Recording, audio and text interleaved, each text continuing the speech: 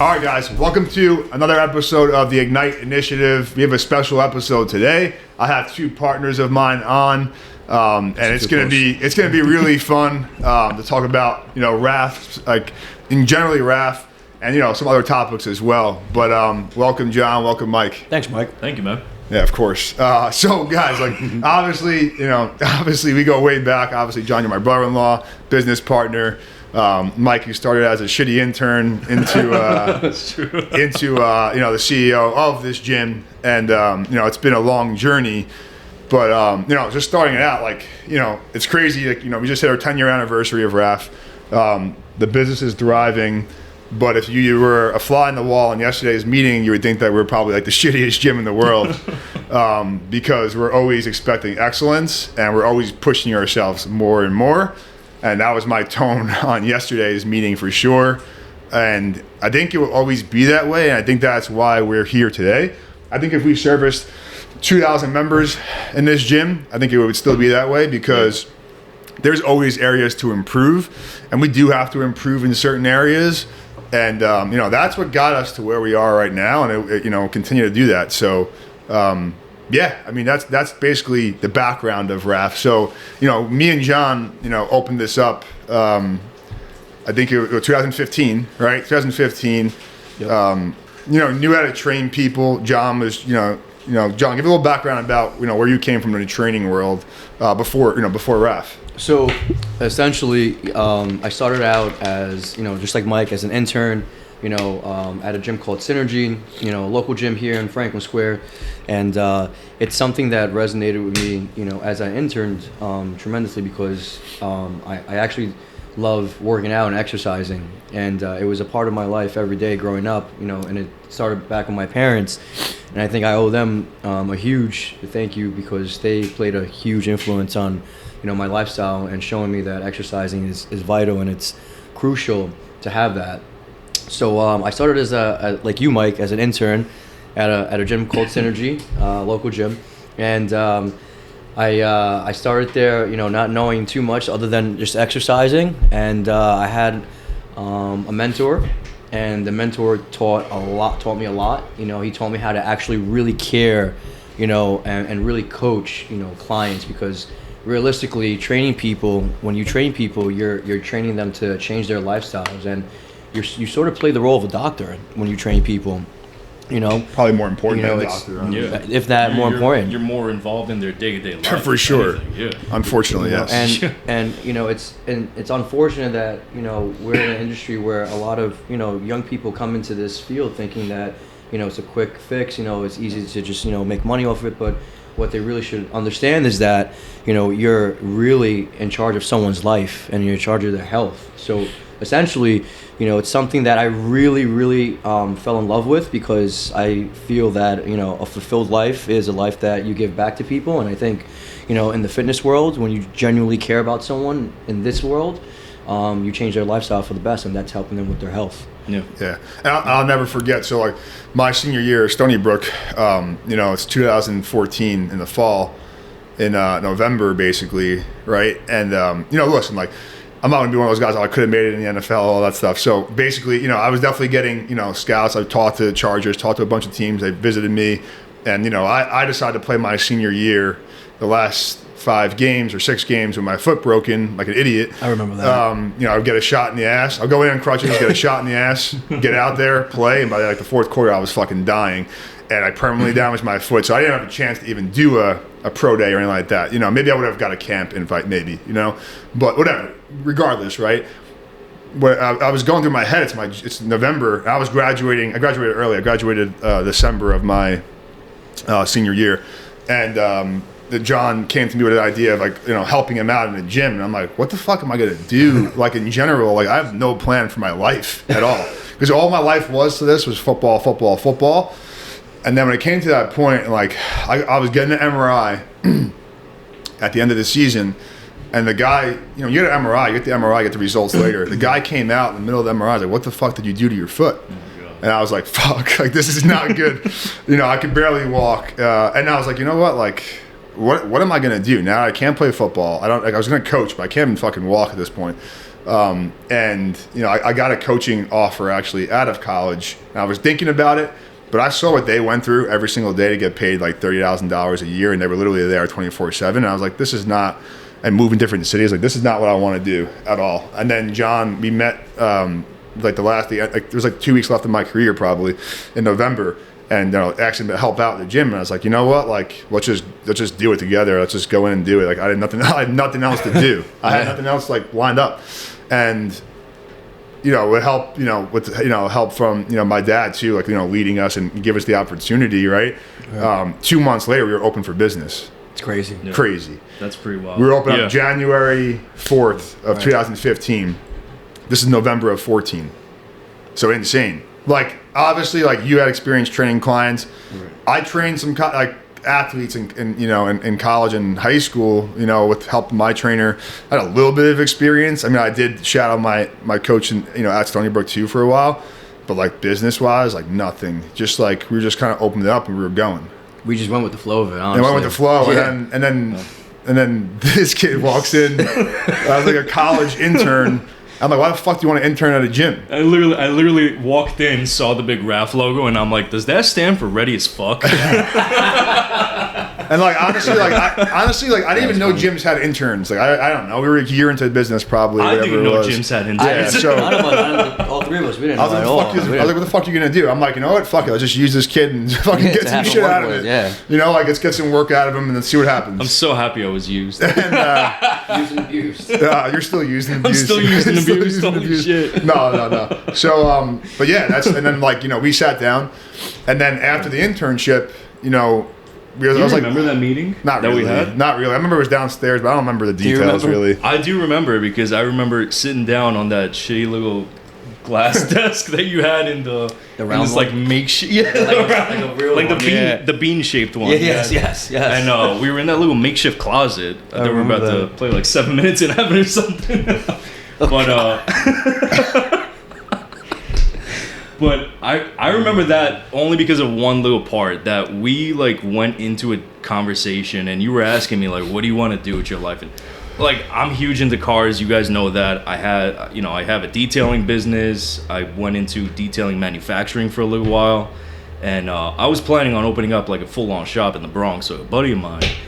But like, what I saw in the internship kind of like broadened my horizons a little bit, and I liked the way you guys were too. You were funny as fuck. What did you see? Were you fucking blind? There was nothing to see. No, there was something to see because this place was so bare bones, but you guys made it work so well. You literally had 4 benches, some dumbbells, and 1 rack. Yeah, we made it work. And one rower too. We had 1 rower. I know that. Yeah.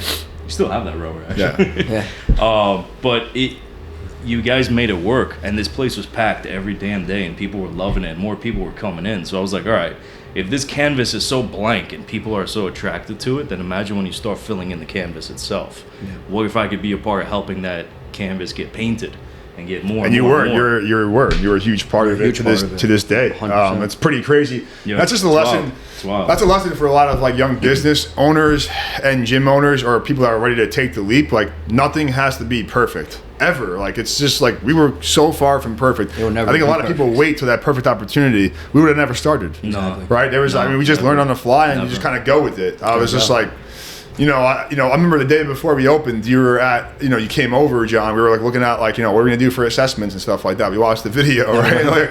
like we were like, what the fuck? Like people are coming in tomorrow. What the fuck are you gonna do? Like I remember selling a personal training session for $27.50. I remember training at like one-on-one session, and I was like thinking about that now. It's like, what the fuck? If any trainer would hear that, $27.50 a session for a one-on-one, like that's and not to mention like Scary. probably like. Half of that at least was getting eaten up by overhead. So like, what were we making? Like $1 that session, But listen, we did what we had to do to get started. I still remember getting, I still have the checks in my room, $200 or $250 a week for like the first 2 or 3 years, and we probably worked like 80 hours, probably more than 80 hours, honestly. Yeah. But I'll never forget that, and I think that's crucial to go. I think you have to like start there because I agree. You have to. I mean, you have to start there first. I think. And I just remember that it's just insane. And then what it is today, it's pretty cool. I still have the checks in my room when I first started really getting paid here. $1. It was like $117 a week. I was like, sick, I didn't open up my shop because of this. Getting paid. But in all reality, like I did see like, I don't want to say I saw the future, but like I saw something bright in the future for this place. And I just wanted to be a part of it. And I remember sitting down at that table with you and saying, you know, like I am what I am. I do need to learn from you guys, but eventually I do want to be like a part of this with you, like a partner or something like that. And here we are 8 today. years later, CEO, partners in something else. It's cool. It's really cool. It's great. It's really cool. So come a long way. let me ask you guys something. What is your like biggest memory of like, oh shit, like with me, like you know, like Every Monday on our meeting. I mean, yesterday for you, maybe. Yeah. So for those who don't know, yesterday I got yelled at. You got reamed out yesterday a little bit. I think I get ringed out like once a month at least. Yeah, well, it has to happen. And listen, it doesn't have to happen. You make it happen. It's always not gonna me. happen. It's always gonna happen. But any one moment that was like, fuck, like I might like stop this or like for you, Mike. All right. Honestly, those first 3 years, probably every other week. Why? I feel like in those 3 years, I didn't really. Because I was like, so I'm a very split personality when it comes to positivity and negativity. Like I'm very like hopeful for the future, and like I feel like I can see things work out towards the future and see things grow. But there's literally the equal side of me that it's like, dude, this sucks. This is not gonna work out. Like I literally have an angel and the devil on my shoulder at all times. So there's like at least once every other week, the other guy is talking in my ear a little more than the good guy, and it's like. You weren't sure about the business, or you weren't sure about me personally doing my role able here, to, okay, and then making like a good enough living out of it, you know. And like I remember, like 2 years in when I was making that 117 a week, like that little guy on my shoulder was like, "It's been 2 years. You're making $117 a week. Don't tell anyone." COVID was mixed into there too. So COVID was definitely mixed. Come on, that. Yeah, 100%. But also, it's just that negative mindset. But also, I am a freaking weirdo, so that negative mindset a day later when I stop to think about it also pushes me to be like, fuck you, dude, I'll make this work. Don't talk to me like that. So I feel like that is also a big motivator of like me trying harder over the years and becoming better and taking on more responsibility and trying to take on even more and trying to learn more time management and managerial skills and everything like that. So it worked out in the end. So you learned most of that on the fly. Yeah. That's how you learn stuff, 100%, right? 100%. There's honestly probably like 90% of what I do has been taught like in the moment just by doing it. Yeah.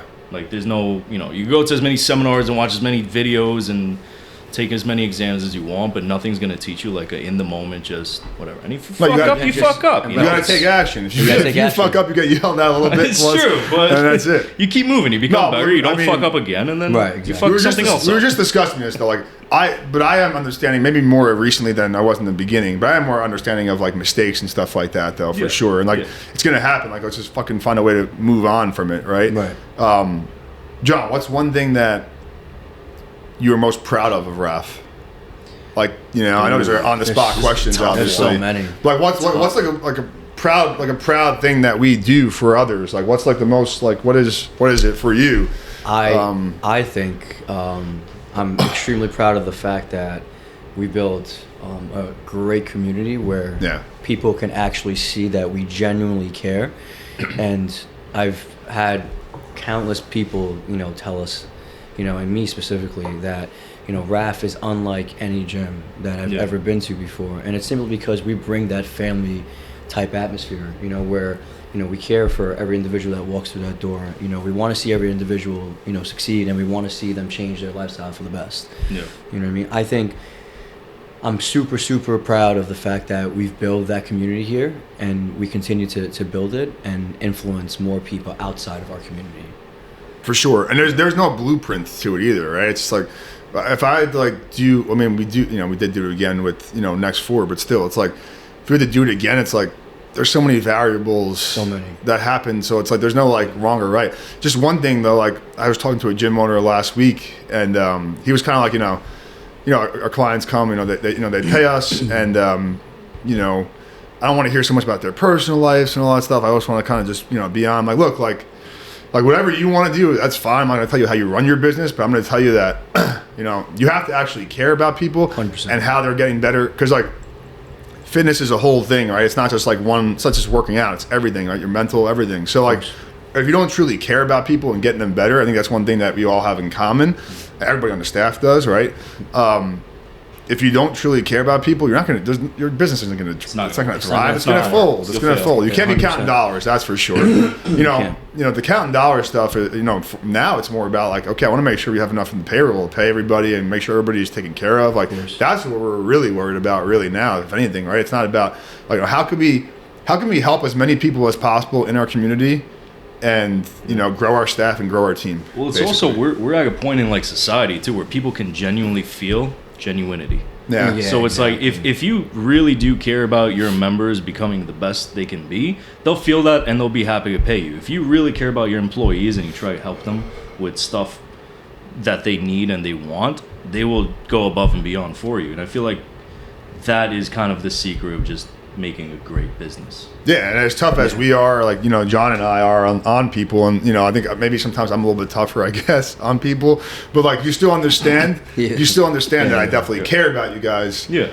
Well, it's also, the Super 8 was a little much, but the Super 8, you can tell the Super 8 story if you want to. I mean, that was a little bit. So, the first seminar that he ever sent me away to, well, they sent me away to.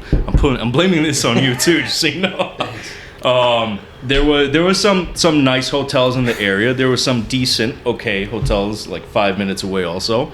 And then there was a Super 8 in Nyack. Yeah. Super 8? Super 8. You don't know Super 8? It's a motel. Like a Super 8 like motel. Like, it's like the it's like where it's like, you know, we're like it's like a Caprice. Yeah. Yes. Oh. They didn't add anything new to it in probably 20 years, 30 years. So, I don't know. The budget might have been short that year because I got booked at the Super 8 motel. Oh, God, so, whatever. The seminar was fantastic, and that night I go to the Super 8 motel, check in. It smells like just death. In the lobby, dude barely spoke English. I check in, I get my room key, I go up. The freaking bathroom wall had like stains, like I don't know if it was blood or what it was. But I'm like, I'm not fucking showering, bro. I'm putting on new clothes and spraying some good cologne, and that's it. There's no shower. It's Puerto Rican shower. I don't think we could say that. Well, whatever. But so that night, like I got in late, and then, you know, I took a few hours to like set everything up. I double checked the mattress and everything for bed bugs, and then like in the middle of the night, it's like 1 a.m. and I'm here. Yo, you in there? Oh no! And I'm like, maybe if I stay quiet. And then again, yo, open up. And I'm like, yo, you got the wrong fucking room, bro. Yo, he goes, nah, man. He walked away. I'm like, yo, where the fuck am I staying, dude? He wanted to kill you, probably. Hey, fast forward to this year, though. Come on. Not bad.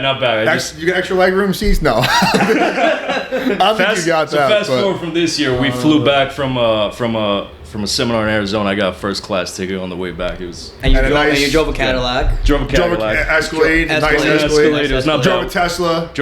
We got a sick house. Sick over there. Steak dinner at a steak house. Nice steak dinner. We almost got kicked out of the steak dinner. Yeah, but honestly though, like that, seriously, the turnaround in the hotels alone, holy not shit. Not bad, yeah. From the Super 8 to the Hilton Canopy. I don't know. Well, that's where it was, but no, like listen. No, like, it is awesome though. That's just kind of how it goes, right? Like you got to build your business, right? You can't just be doing everything at once, right? Almost died a couple of times, but it is what it is. But in retrospect, I will say that the biggest thing is constructive criticism, and not just how you give constructive criticism, but also how people take constructive criticism. Right. Perfect example is yesterday when you ripped me a new one, and I'm still a little sore. But like I could have taken that and been upset and just been like, pouty the whole day, and just. And if you are, you wouldn't be here anymore. Yeah, exactly. So, but a lot of people do take things the wrong way a lot of times, and it's like if someone's giving you constructive criticism, at least the way I see it, if someone's giving you shit for something, it's because they really just expect more out of you, and that's a good thing. That's a good thing. So whatever, you want to be upset for an hour, go fucking cry in a corner, come back and do your. Well, you shit. understand, listen, you came to us with goals that you had in mind. This business has to drive to certain areas for you to hit those goals. If you're not doing your part to the best of your capability, then the business is going to be the best. And then we can't give you what you want, right? So that's how it works. Yeah. There's no people think, there's just money flying out of nowhere. That's not how it works. There's a lot of expenses. There's a lot of things going on. Right. But anyways, shift gears here. I think the best part of RAF, yes, the community is awesome. The members are amazing. Obviously, we just had our party. How many people were there? I think it was 100 plus people. It was pretty insane. Yeah. Some gyms only have 100 members. You know what I'm saying? So that's pretty cool to see that. And the best thing, in my opinion, is our staff that we built. Yeah. I think the culture comes from us, and it's shifted over to the members, and that's how it works. Even our team meetings are fun. Honestly, I have fun. And because you yell at us. Yeah. No, seriously though. No, you do. I have fun yelling. No, I don't have fun yelling, but I mean, you do have fun, not you do yell. But I have fun, and then the team dinners are hysterical. They're always great. Airbnbs in the city. Renting out conference rooms in the city now because it makes us. I mean, listen, I'm big in environments, everything, right? So going there and having the meetings there.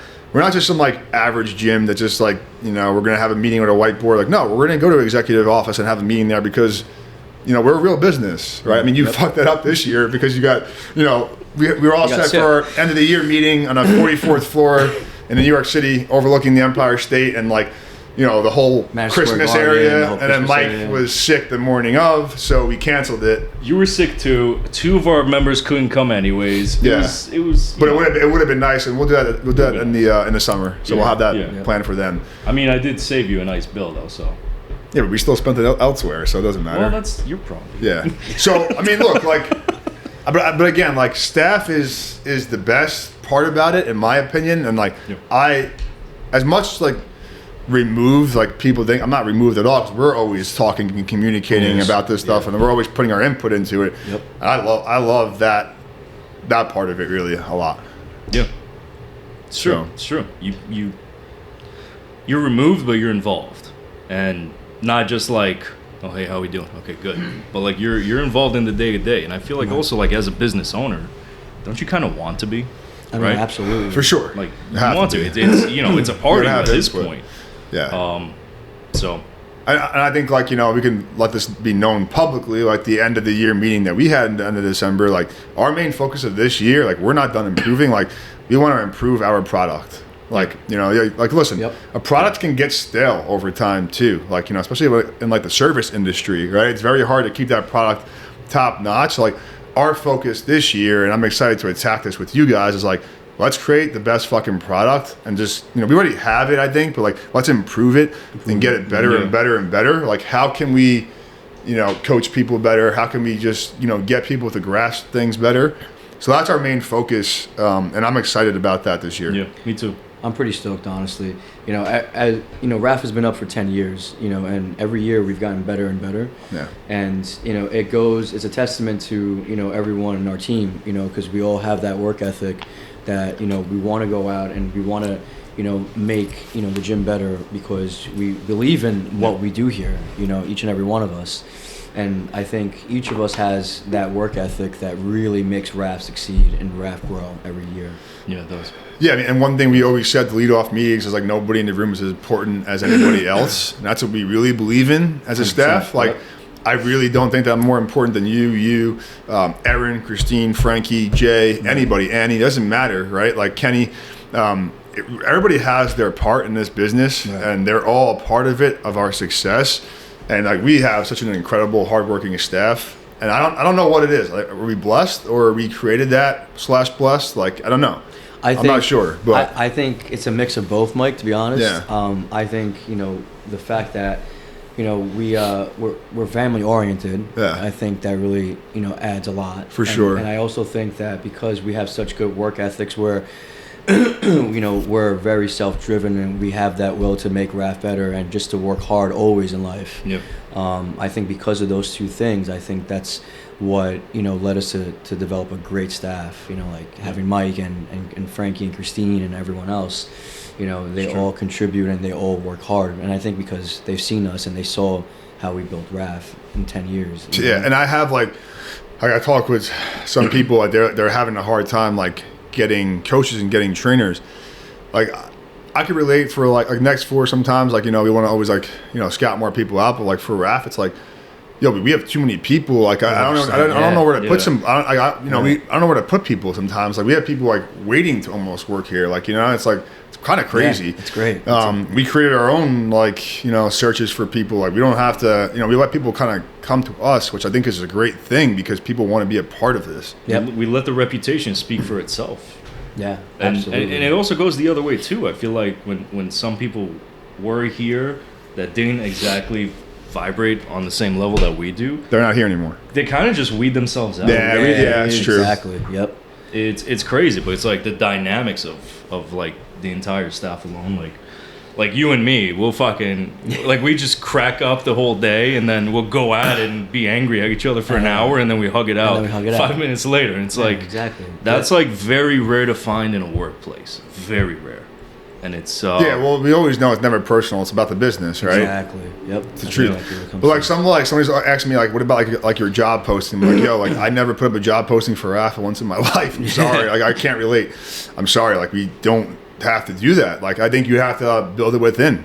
Exactly. You have to build a great culture within your business that people want to work in your business, right? That's it. There's no other way. Forcing somebody into a position is not cool. I don't like that at all. It has to jam for people to work with me, they have to be like I could be friends with them. You know what I'm saying? It has to be that way.